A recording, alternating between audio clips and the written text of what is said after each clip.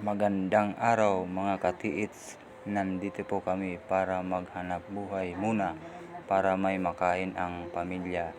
Mahirap talaga pag walang pera, kaya unahin muna ang pamilya bago magtreasure o bago maghukay. Yan po si Tatay Romy, 75 years old na po siya, pero nakikipagsabayan pa po siya sa amin. Lahat na bagay po na sa kontraksyon ay kaya niya pong buhatin.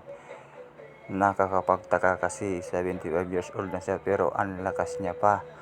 Pero ano kaya ang sikreto ni Tatay Romy?